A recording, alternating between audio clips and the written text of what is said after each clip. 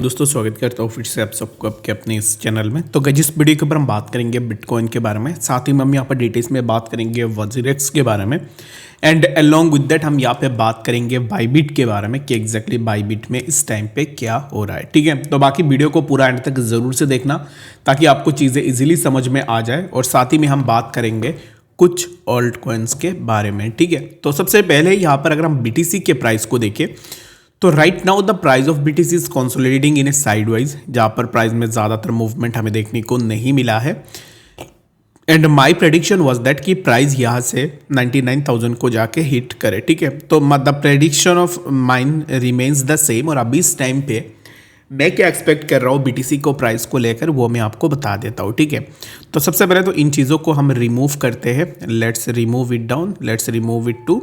अभी इस टाइम पे देखोगे तो we are having a weak of this support on this particular zone 93,000 and later on we are having a one more weak support on this particular zone as well which is near around 94,900. Okay, so for now if the price of BTC take a support, let's suppose price of BTC take a fall, then हमें fall देखने को मिल सकता है 95,500 तक। ठीक है, if we take a breakdown of 95,500 then हमें यहाँ से फर्दर फॉल देखने को मिलेगा।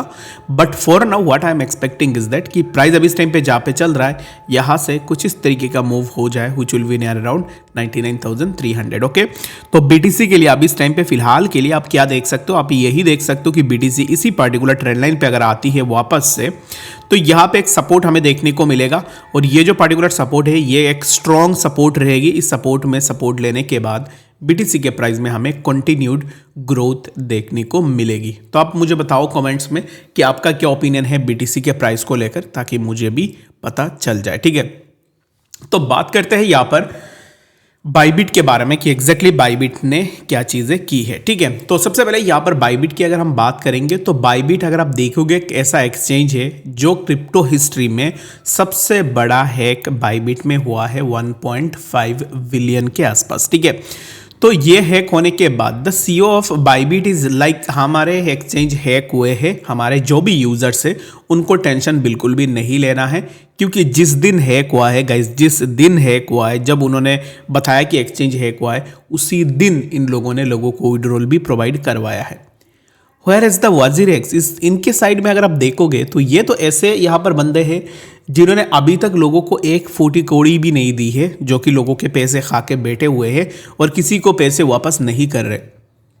अभी मुझे बताओ बाइबिट भी हैक हुआ है तो ये लोग कैसे करके सब कुछ नॉर्मल कर रहे हैं। विड्रॉल भी उन्होंने यहाँ पर ना बंद नहीं किया है, विड्रॉल भी उनका नॉर्मली चल रहा है, बाकी सब सर्विसेज उनका नॉर्मली चल रहा है। Still they can survive the market, then why WazirX wasn't able to survive the market, जो कि बाइबिट का हैक था 1.5 बिलियन के आसपास और वजीरेक्स का 260 मिलियन या फिर ऐसा कुछ था, मैं ऑलरेडी भूल गया।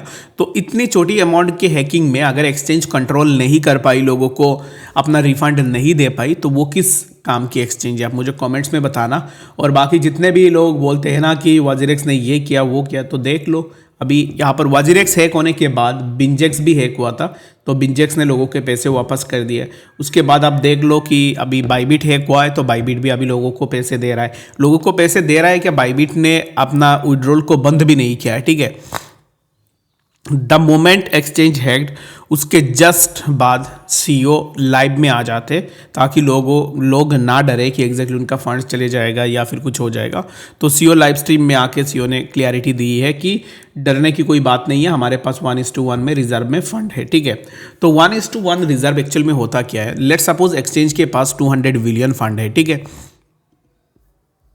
लेट्स टेक एन एग्जाम्पल कि किसी एक्सचेंज के पास फंड है 200 बिलियन यूजर फंड उनके पास रखा हुआ है। ठीक है, तो ये 200 बिलियन क्या है कि ये फ्रंट लाइन पे है, यानी कि ये 200 बिलियन अभी इस टाइम पे यूजर ने इन्वेस्ट किया है, ये यूजर का पैसा है। ठीक है, लेकिन अच्छे एक्सचेंजेस करते क्या है कि ये 200 बिलियन यूजर के फंड रखा हुआ है ना, तो ये बैकएंड में क्या करेंगे और 200 फंड्स अपने तरफ से रख देंगे ताकि अगर एक्सचेंज कभी हैक होती है, कुछ भी होती है एक्सचेंज पे, ताकि वो अपने पास जो सेविंग 200 बिलियन है उस बिलियन से वो फंड कर पाए। ठीक है, तो यही चीज़ को बोलते हैं कि 1:1 रेशियो। तो बाकी वॉजरेक्स ने भी यहाँ पर ना क्या किया था कि झूठ बोला था कि हमारे पास 1:1 में रेशियो है, फंड है, रखा हुआ है। बाकी जब हैक हुआ है उसके बाद से वो गायब ही हो गए। ठीक है, तो वॉजरेक्स वालों को मैं बस यही बोलना चाहूँगा कि सीखो कुछ ऐसे एक्सचेंजेस से, जो एक्सचेंजेस लोगों के पैसे नहीं रखते हैं, अपने यूज़र्स को ज़्यादा प्रायोरिटी देते हैं। यूज़र्स के फंड्स अगर जाती है तो ये लोग जल्द से जल्द इसके ऊपर रिएक्ट करते हैं, लोगों को जस्टिस जल्द से जल्द दे देते हैं। नॉट लाइक यू गाइज कि वॉजरेक्स एक ऐसा एक्सचेंज है जिसने यूज़र से पैसे ले लिए। गाइज अभी इस टाइम पे मैं क्या ही बोलूँ ऐसे एक्सचेंज के ऊपर। खुद का टैक्स बनानी हो, यूज़र से पैसे ले लो। लीगल बैटल करनी है, यूज़र से पैसे ले लो। तो कोई भी काम पे जा रहे हैं तो यूज़र से पैसे ले रहे हैं। अगर बाइबिट की मैं यहाँ पे बात करूँ तो बाइबिट भी चाहता तो कुछ अमाउंट यूज़र से ले सकता था, लेकिन उसने नहीं लिया। क्यों नहीं लिया? Because they know the business, और उनको पता है कि उनका जो यूज़र्स है उनके लिए कितना इंपॉर्टेंट है। It's all about the priority. ठीक है, बाइबिट यूज़र्स को अपना प्रायोरिटी ज़्यादा दे रहा था, इसलिए उसने अपने पैसे वापस कर दिए है।